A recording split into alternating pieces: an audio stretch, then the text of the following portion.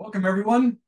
Today, we're going to be covering a topic that we have never covered on this podcast before, the intersection of technology and the art world. The art world is something that I find absolutely a black box, and to unpack that and shed some light into it, we have Edouard, founder of Convelio. Welcome. Thank you very much for having me.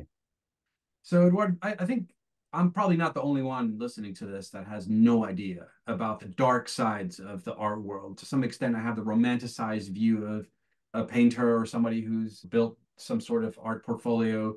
But it sounds like it doesn't end there. It sounds like there is quite a bit of the value chain that artist has to engage with, everything from the maybe an agent, maybe a gallery, and then somebody needs to get that artwork to the customer. Who's that customer? How do they discover it? Do you want to just help us, for us that are not from this world, to understand that entire value chain before we start talking about the technology that underpins it? First thing, so as you said, the art market is a black box to most, and I think it's a black box also because there are, I think to start, like it's very much kind of an elite market, right? Like most of the people that buy art usually have obviously quite a lot of money, and it's kind of a very small circle. We tend to say that when you enter into a gallery, you can have a little bit of fear. So I think that's kind of start with that. And with that is also all the intricacies within the market as to what do you buy, how does it get priced? And it's really because every artwork is unique. There is also a unique price to it. And so how is that getting defined?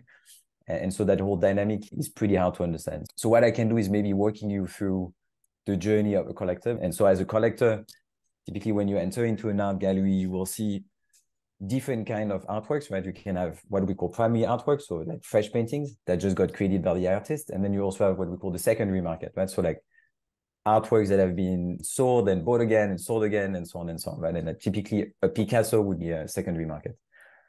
And so as you enter that, right, like you will have vastly different experiences if you buy a primary artwork or a secondary one. The secondary one, you start to get quite some data in the market about at what price that artist has sold in the past, and you have solutions that help you track that price. When it comes to the primary market, is essentially hype and FOMO. You can see something pretty amazing and it got bought by like a couple of pretty famous collectors that put them into like big private collections. And then that artist that started to sell through, let's say, a relatively small gallery ends up, I don't know, selling at like a really fancy one like a Gaussian. And then obviously the price inflates. And so having a real benchmark, which can really help you make an informed decision, is obviously significantly more difficult. And then so obviously we'll have the sales associate in the gallery explain you everything about the artist. And at some point, either you have enough data to take a decision by yourself, or you can also go through an art advisory firm that will tell you, well, this is more or less a good investment. Obviously, besides the money, like you need to like what you buy. I think that's the way I see it. Some people will do that only as an investment, but I think most people do that for the love of the art. And I think that's what really matters. And then I think for the rest of the experience, obviously, once you buy the artwork, it needs to be shipped. And so that's obviously where we intervene. It can be shipped to one's home. It can be shipped to a free port where some people will store some art. So it can be stored at a normal storage facility. And then the whole cycle starts again, right? So at some point, the collector will say, well, I've had enough of that painting and I want to sell it again. So then they can sell it again into a gallery, or you can go through the auction houses. And then obviously when you go through the auction houses, that's a whole different ball game where the artwork will be put within kind of a larger auction and where everybody's going to bid on. And typically this kind of data become available very quickly. So then that kind of feeds into the ability as a collector to also know what is the price you're willing to put on an artwork that you're looking at buying. Right? Essentially, the way you can see it is the art market is primarily kind of a fixed inventory that changes hand quite a lot. And then you have a part also of the primary market that comes into that and kind of feeds into a much larger inventory over time. Yeah. Okay. So it's a good sort of primer on the whole industry. I mean, we did really cover anything artist related, but I perhaps it goes down a different rabbit hole there. But if you take that map that you just painted for us, and I know that we're going to talk shortly about what your company does, but if we just unpack the whole industry for a second, where has tech really changed the art industry in the last 20 years? Where have you seen it pepper it? I mean, for one, it's online auction houses or online marketplaces, right? Where else has it really made an impact? And let's exclude NFTs for now, because I think that's borderline artwork. But it's a separate story. It might get me some NFT enemies there, but just to separate out the two different types of art. Sure thing. Obviously, as you mentioned, I mean, marketplace and online auctions still quite a thing, right? Like, so we consider it's something that's a given, but it really arrived in the art market during COVID, right? Like before, essentially the older generation within the auction houses did not want to list anything for online auctions because they found that the experience that was offered by the client was not the same. So it's still something that's very recent, right? And the market is only arriving within that kind of e-commerce era. So I think that's still quite relevant. Now, that being said, there are some technologies that have been used within the art market that actually make quite a lot of sense. And that's primarily for me around data. So what I was mentioning about the fact that the art market is super opaque and it's really hard to take a good decision as to what you're going to buy, like making sure you don't buy at the price which is too high. Now we start to see quite some platforms, primarily also through like ArtNet, which launched a product called ArtNet Database, that kind of regroup a lot of these different data points, and that helps people take significantly better decision making. That was not existing before, and essentially what these guys had to do was to digitize hundreds of thousands of catalogs of artworks that got sold over the past 20, 30 years, which has been like a massive undertaking. And now you see as more on auctions are coming online, it's easier to gather the data. So I think that's, for me, that's kind of one of the primary change within the art market on the collector side. Now, more on the gallery side, there are quite some software that got developed over the past 20 years that are helping the art galleries to manage their own businesses. And so there are some essentially very verticalized ERPs that help galleries kind of managing whatever's coming in, whatever's coming out, managing the inventory, managing payment, and so on and so on. And that's still relatively early days for that, because historically, most of the communication between the collector and the gallery is done via email. There is very much a human touch to selling in the art market. And so kind of bringing that to a level of interaction which is closer to what you will have like at an Amazon or at a Best Buy, for example, when you go into the US, is kind of moving towards that. So I would tend to say these are the two primary ones. Obviously, you have all the things around blockchain and what it can bring to the art market, and the fact that you can have that to master authentication. I think it's something that's important, but I don't think it's critical. I don't think the art market is at the stage where like blockchain is a game changer, in my opinion. So we hear a lot about it in the art market. I just don't think that's really where the art market should focus on right now. Yeah, no, fair enough. With a few exceptions. Fair enough. And I think where I wanted to dig into is really the why you started Convelio, because if I understand what you guys do, it sounds like you pick the hardest of all the parts of the value chain. You walk through inventory management, you talked about pricing, you talked about marketplaces. You know, there's all these other elements that are probably not, there's no winner yet in some of them, and yet you chose to pick the hardest one. So walk us through the story of why Convelio, why did you pick the hardest one, and how do you get your customers to trust you? Because not only did you pick the hardest one from a labor point of view, but also the hardest one where like if you make a mistake, you probably kind of screwed. So walk us through that. I think it's by mistake we disappear.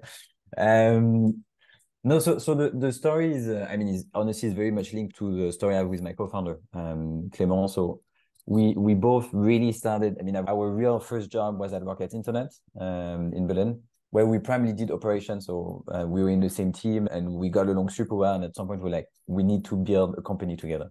And so without going through all the different steps, we started the first company that we crashed. And then after that, I started to build a marketplace that was selling design items online. And the deal when I started to build that stuff up was, okay, let's see whether that takes on. And if that takes on, then Clément would join me, we'd continue together. And so the deal we did was I started to develop that marketplace, and he went to work for another marketplace that was selling antiques online. And we're primarily both still doing operations. And we both very much struggling with shipping, right? Because it's like we had to ship big stuff that are valuable, super fragile. And so most of the time we had to go through art transport companies that are super expensive because you don't have that many. Super kind of brick and mortar. It was impossible for us to have a shipping quote within less than 48 hours. And most of the time that would go up to 5 days. And the same guys could do a pickup in a certain area, but not in another. So you have to deal with like hundreds of different shipping providers. And it was just a bloody nightmare. And so after, I don't know, we're talking every day for months. And at some point we're like, maybe the bigger opportunity is actually building a fine art shipping company that works. And so that's when we started to think about building a one-stop shop from which anyone can get a shipping price instantly or almost instantly in most cases that is competitive and with a large geographical scope. So that's kind of like the basis of the idea.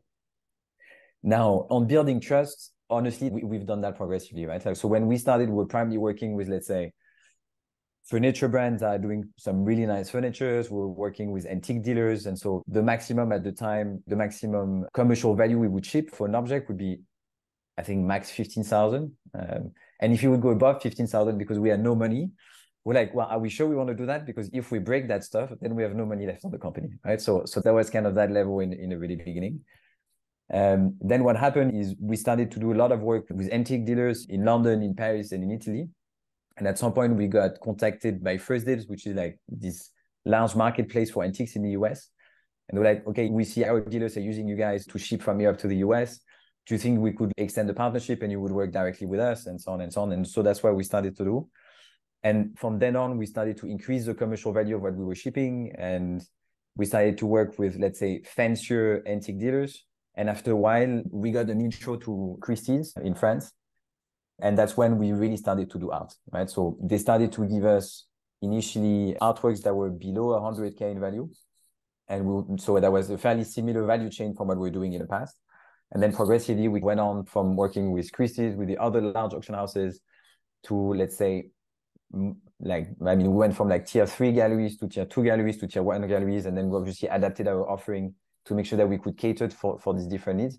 But this has been really, honestly, quite progressive. We've been through that journey. I think to get to where we now, like where we really start to do the top end of the market, it really took us 6 years, right? And every year we'd see that we would improve and start to ship more and more premium artworks.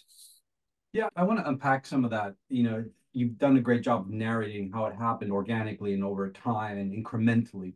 But, I think when you were talking about the 15,000 limit, I think new companies always have the risk of taking on too much responsibility too soon. And I just want to get a sense for, like, tell us a story of the first mistake or the first thing that went wrong in that early journey and how you dealt with it. Yeah. So the first one, I think, was like our 5th shipment. I think it was from Paris to Switzerland, if I remember well. And we had a transport company and we told them, well, don't forget to stop at customs, right? Because we need to do the custom declaration. And the guy did not stop. And then he called us, he was like, guys, amazing. There was no one at the customs. So I didn't have to pay any tax. So it's going to be better for your clients, but which obviously is a fraud, right? And then when you talk to your clients, he's like, wow, but I need the paperwork to prove that I imported it correctly. Because if that person wants to sell it again, then otherwise you're screwed up. We were scared as hell because if we get caught, this is massive fines. The company's done. And when you're done on the 5th shipment, that was pretty intense. So in the end, what we realized is we went to the Swiss authorities and we told them, well, listen, there's been a problem. Can we actually manage the imports? And so we managed to figure that one out because in Switzerland, you can do these kind of things. But yeah, that was a pretty scary one. And obviously, we didn't really know what we were doing back then. So we had we did operations, we did logistics, but never at that scale, never with these kind of values. So yeah, that was a pretty scary moment. You have like maybe 30K on your bank account max. That means like essentially the company would go bankrupt in seconds. So yeah, which brings up a very good point, which is how do you source local partners or source, these companies that do stuff? And then how do you train? I don't know if you call them managers or you call them associates or affiliates. Your company really is an aggregation of a lot of these people that you work with that are part of that value chain, but they may not necessarily be your employees. They might be just local last mile or local links. yeah. How do you manage that from a quality point of view? How do you get them everyone at the same level and manage to have this experience for the customer? It's a very interesting question. Like that touches upon, I think, 2 things that are really important for us, right? Like obviously the first one is supply selection. And the second point is manager training. And so to start on the first one, if we go through a shipment journey, when we have to do a shipment, we would, let's say, go to the gallery. We would send one of our partners to go to the gallery. They would pick up the artwork, then they would bring it to a specialized packaging center. Then the artwork gets put into made-on-measure crates. Then you have to manage the custom, export customs, then the freight, then the import custom, then the last mile delivery, and potentially the installation. And so in some instances, you can have as many suppliers as you have steps, right? So you can end up with 8 different people that are working on the shipment. And so obviously supplier selection is super important. We've obviously grew that over time, but usually the way that works is we start by asking all of our contacts if we're looking for a specific supplier, if they know anyone that, could do pickups in Texas. What is the kind of local delivery company that they're using? Because we know we can use these guys to do the pickups. And so we use a lot of reference. We ask for reference about that, and then we will test them, right? So we give them low value artworks. We see how the whole experience is going. And so typically we would call the gallery afterwards to know like, okay, how was the pickup? We'd call the creating center afterwards. We're like, how was the delivery? Did the guy do the condition report right? And so on and so on. And so we start with, let's say, 3 shipments up to a certain amount. Then we give them 5 shipments up to another one, then 10 to another one. And then after a while, if they're good enough, then we start to really deliver volumes. But we never give volume straight away. It's not possible. It's too risky for us. So that's kind of the way we manage that. We took us a lot of time to get that right also, because you cannot use, like, it does not make sense to take like a super, super premium company to pick up like a, I don't know, a 10K painting. Like obviously a 10K painting is a lot of money for most people, but in the art market is fairly limited. So you need to make sure that you cater the right suppliers to the right artwork, right? And to do that, we actually completely splitted our offering. So we have one offering that we call Essential, which is, let's say, a more budget conscious option, where it's like trained technicians that we've been working with for a long time. They can manage up to, let's say, 100K in value, which is non-fragile. And then if something is fragile or really fine art or high value, then it goes within what we call our fine art offering, where it's like only like essentially top-notch technicians over the entire value chain. So that's kind of the way we manage that. And we have like a team that is dedicated to that. We have MBRs with all of our suppliers. And then the other element that we touched upon was more around manager training, right? Which I think is more linked to company growth. So obviously we grew really quickly in the past 6 years, right? So as for any startup is, well, you have young managers, like let's say young, very good individual contributors that become managers. Then you start to hire people from the outside and they have different management principles.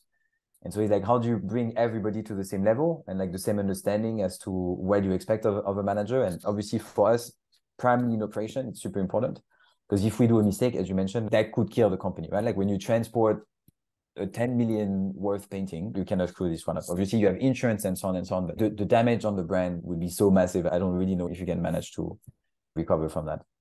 And so we've put in place, like I wrote like a really long management training, and we kind of like going through that actually also right now, where every 2 weeks I sit down with our managers, 1 hour, like in total for, let's say, close to 5 hours a week, every 2 weeks. And then we kind of go through like certain chapters of the book that I prepared. And then we finish that with 3 days of manager training altogether. And we kind of trying to take, what we tried to do with my co-founder was to think about, okay, what are all the lessons that we learned, all the mistakes we've made that we don't want our managers to make, and how can we train them through that? And so we prepared that kind of very big document and going through that together. So sorry, it was a bit long, but yeah, no, I mean, it sounds like when it comes to your employees, it sounds like you were very much precise about what you think makes good practices and you educate them. But when it comes to your suppliers, what I heard was that you have this incremental approach of deducing who's high quality, who isn't. And then you also have divisions within your product segmentation. So you have, the super high end versus the medium end versus the low end. Maybe there's no low end, but it's just that value chain delivery is for a higher end customer versus a medium end customer. And it'll probably cheaper as well, right?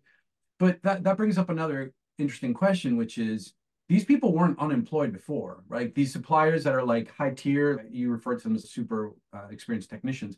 Those people were not unemployed before. They probably were working for your competition in some capacity, right? And so how do you come as a startup to disrupt a working value chain that is employed by probably people who have had generations of employing these people with the promise of, a Series A, Series B funded company? How do you get people, not the customer, but how do you get the supply chain of labor to trust you? It's a very good question. It's less complicated than one would think, right? I think you have different cases, but the bottom line is everybody wants more business. And the way we approach our relationship is we try not to work with too many suppliers, like within one geography. Let's say in New York, we have 3 very good suppliers that we work with. We give them work based on the typology of artworks that arrive, and we try to really create a partnership. And we're like, well, you're really good for that segment of the market.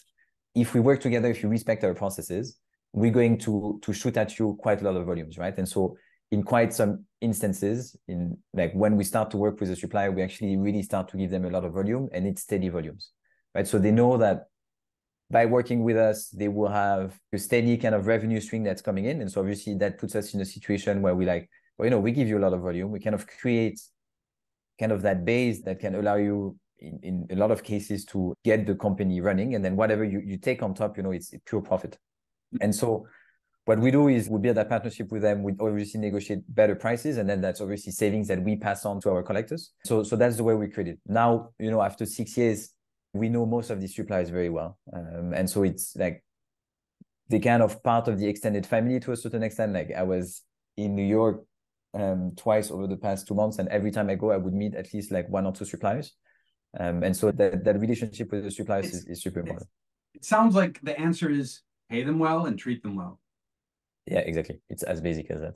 As basic as that. Fair enough. Well, if we look at about the industry that you're in, as an overall backdrop of the macro environment we're in, I'm just curious how it's affecting. I mean, first of all, we're in a world now where a lot of industries are suffering because of cost of living crisis.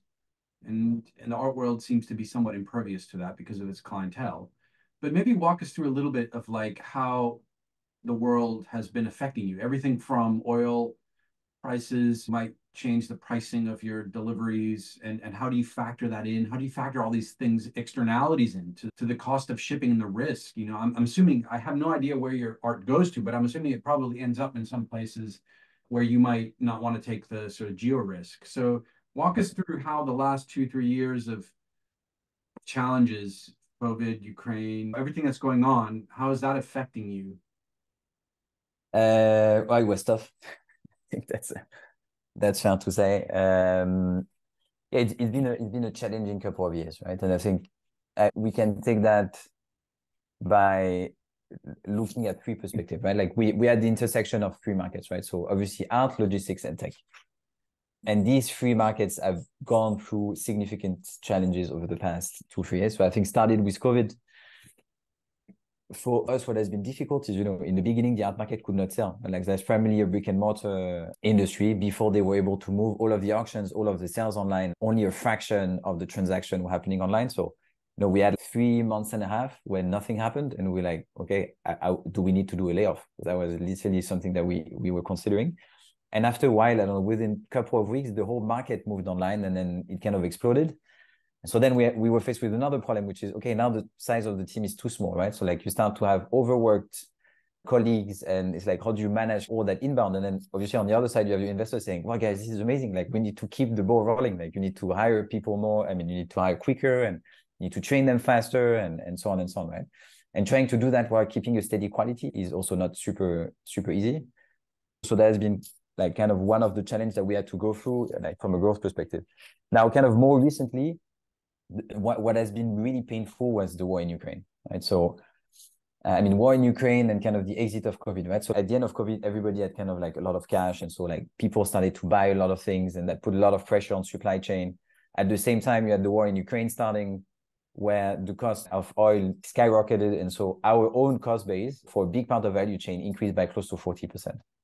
And so when you get to that level of increase, you're like, what are we supposed to do? Do we put that on clients?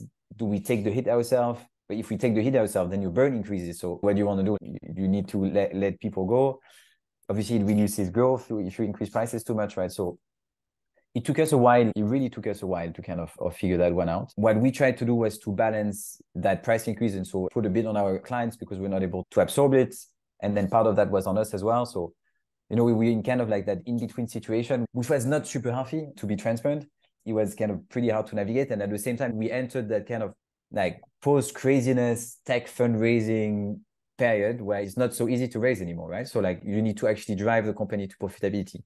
And so you have all of these different external factors that are hitting you. And so what we decided to do ultimately was kind of what I was mentioning before. I mean, two things happen first. Markets are kind of going back to normal, right? So like freight prices are going back to normal. And so we were able to decrease our rates and gain competitivity again and generate growth. And we did that also kind of one step further, which was like that split offering, like essential and fine art, and making sure that what we offer to our clients is like super targeted to what they want, right? So they pay the right price for the right service as to what they expect. And that really helped us. And so that these two elements of market going back to normal and that kind of split offering allowed us to be able to start to grow again and to actually put us on a path to profitability. So like the target for us is next year. Like we did our Series B in March 22. And for us, the idea is like at the end of the first semester next year, we need to start to see cash flow positive months and progressively go towards profitability with still quite a lot of cash in the bank. So if something else was to happen, I mean, we went through like COVID and the war in Ukraine and now the war between the Hamas and Israel, which I think can also at some point have some impact, like based on how it's going to evolve. We need to get ready. And so the decision we took was we need to drive the company to profitability. We need to have very sane unit economics. We need to be very careful as to how we structure the teams. So that's more like the logistic and tech side. On the art market, directly, we were not too impacted. What's happening is like with the rise of the interest rates, obviously, people are less willing to pay crazy prices for an artwork. Like you had a bit the same thing in the art market that you had in tech, right? Like investors overpaying for companies, like you had collectors overpaying for artworks. You had so much money available. And so we see now that mass of money is not as available anymore. And so you see the top end of the market getting valuations, which are still good, but not as good as they used to be. But from a transactional perspective, deals are still happening. And so for us, it's still a relatively good period. I think it's been harder to deal with the art market during COVID than it is actually now. Now it's kind of back to normality to a large extent. Interesting. Very interesting. When I look at the nature of your product, I think of as the kind of product that I'm oversimplifying here, Edouard, so don't get upset.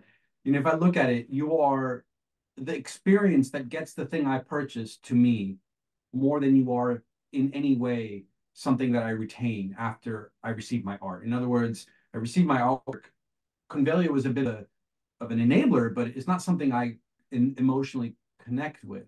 And so therefore, it must mean that you have the challenge of how do you showcase magic to your customer in a way where they're like, wow, that's actually quite a memorable experience. So from a product development point of view, what is it that you would say is like the magical thing that leaves people thinking like, huh, this is actually something I want to do again if I have to engage? Yeah. It's a very good question. I mean, our business is primarily B2B2C, right? So we have a lot of touch points with collectors, but in the end, we sell primarily to galleries, auction houses, art organizations, and so on and so on, right? If a collector does not hear about us, it means that they're happy, right? And I think it's like in a market where what we call kind of like the post-sale coordination was pretty broken, the fact that there is no problem is already pretty good. Now, there are still two things where we differentiate quite a lot. And I mean, honestly, these are the initial differentiating factors. The first one is typically if you go on some auction websites, the price that will be displayed for shipping is like comes instantaneously, which was not the case before, right? So we're able to help a marketplace offer an Amazon-like checkout from a shipping perspective. And I think for that in the art market and for collectors that are used to buy in the art market, that's already quite a step forward, right? In some instances, like that goes even kind of one step further, right? So if you look at the Sotheby's checkout, for example, and you buy something on Sotheby's, now you can pay for both the artwork and the shipping. So you don't need to exchange emails with the poster as to managing all of the different invoices and then do 2 wires and 2 card payments. And so they integrated our technology to streamline the experience for the client. So I think the most important part for us is to make it as easy as possible.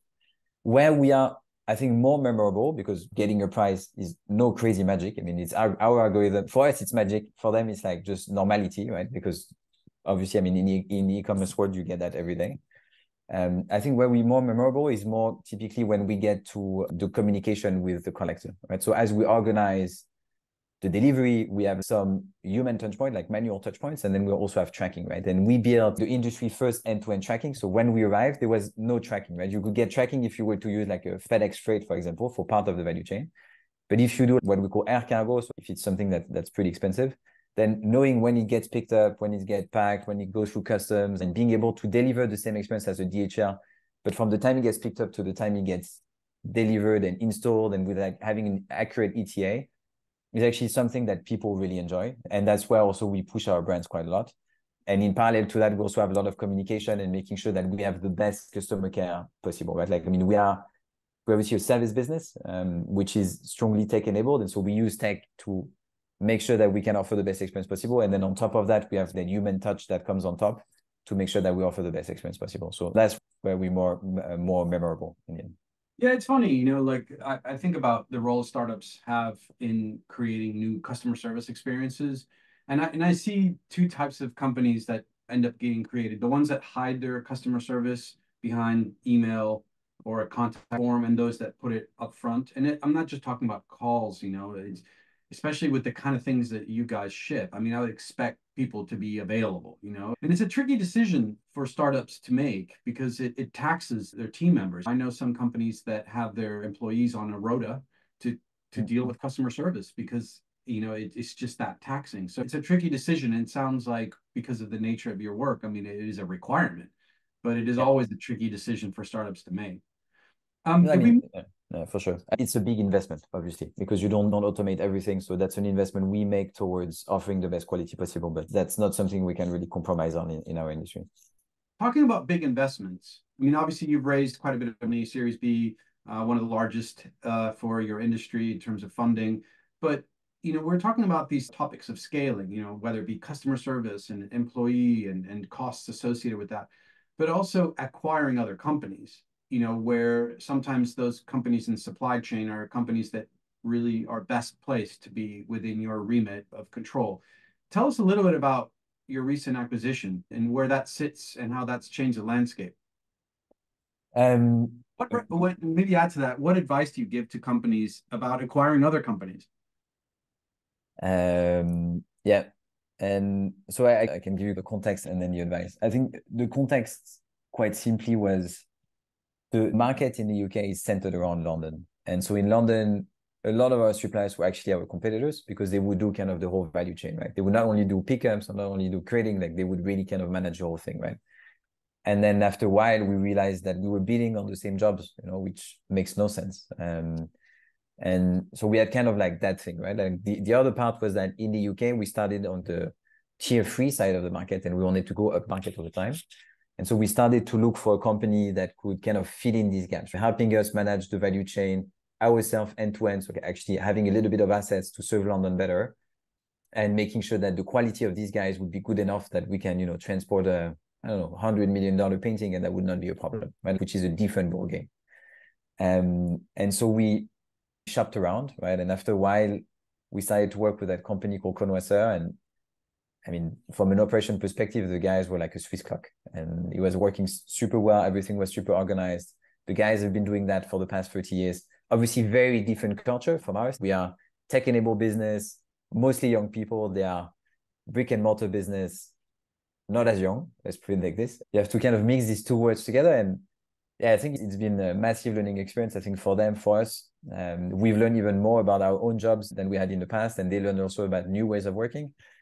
So yeah, I think that's the rationale behind it. It's honestly one of the best decisions we've took since we started Convelio. It's really changed our approach to the market. It also gives us the possibility to start offering other typology of services. And I can expand on that after. And then I think on the advice, I think honestly, the first thing is if you think that the deal making is easy, just wait for integration. Integration is hard. It takes a lot more time than one would think. You need to be super humble in the way you approach that because obviously the company you acquire can have a similar culture. They can be driven by the same KPIs, the same successes, but they've had such a different culture for the past X number of years. They need to progressively be able to bring them within your own kind of remit.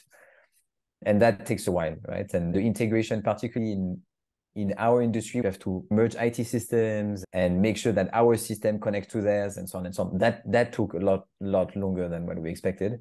And my advice to that would be like, make sure that you have, that was a small acquisition for us, like in the sense that it's a 16, 18 people team. People are going through like much larger integration, much larger M&As, and we still kind of like relatively small from that perspective. But we needed to have one person in charge.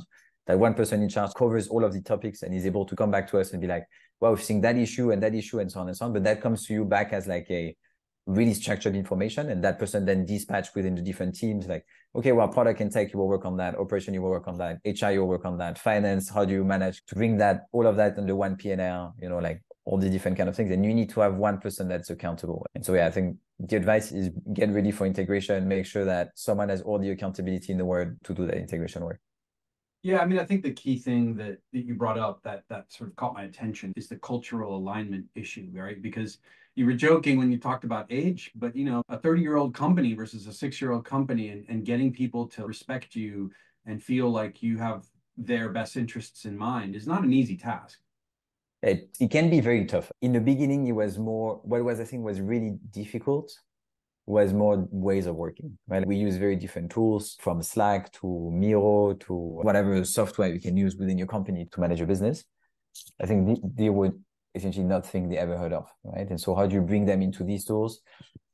So I think that's a tricky one. Obviously, age plays a little bit because we grew up with like a smartphone in our hand, and that's a lot easier for the younger generation. Now, that being said, what you should look for is people that are not afraid of change. And that's what we found with the founders of Convelio. They are super willing to learn, super humble in the approach that they take. And I think in the end, we managed to pull that through. Obviously, there is still a little bit of work that needs to be done, but we mostly did all of the integration by now.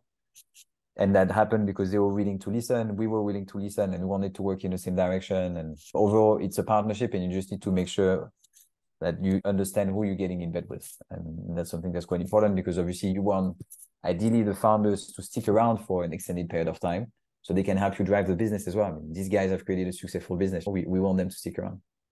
Fair enough. All right. Well, the last question I have for you is probably the most fun and the most obvious, which is you come from tech. You had your background in rocket internet, but we're talking about art. I don't even know if you like art. I mean, I don't know if you like the art scene. I don't know if you like artists. So, do you like art? And what is the most regrettable art decision you've ever made? Um, so I obviously I do love art. I grew to like art, right? I think we got into that market out of frustration when we were like, I mean, we have to fix that thing, very much a startup culture approach. But then you go to these viewings all the time. You go to, I don't know, Sotheby's, Christie's, whatever exhibition that they would show. And, at some point it would like either you're insensitive, I think, and you cannot like it. But I think if you keep seeing it, it's amazing. I like it's like human history that is just sitting in front of you. And when we go to the warehouse in London and you see like a Picasso that passes by or Botticelli or like this kind of art, like this is true history, right? And obviously that goes on you quite a lot. And so yeah, I think I won't say that I understand it as well as people that are working within the gallery because I don't think I can get to that level and I don't have the time to do that. But I really very much enjoy it. And I think kind of the most regrettable decision I've made. But I think I've seen a couple of artists that in their early days that were relatively affordable back then. So like there are three that I really like, which I did not buy and I haven't done it. And I'm actually going to a viewing about one of them next week.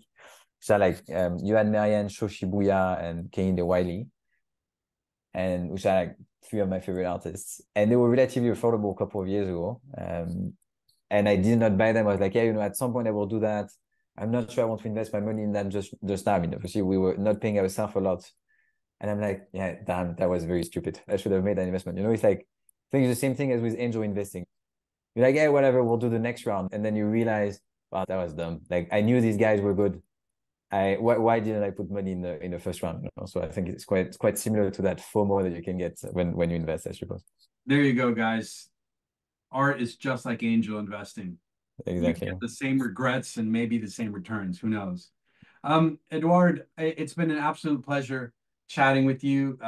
Really Likewise. enjoyed the conversation, learned quite a bit about a sector that I actually know very little about, but I'm going to go out there and start looking and maybe make some not so regrettable decisions. So Thank you with very that, much. guys, until next time. Thank you. Bye bye.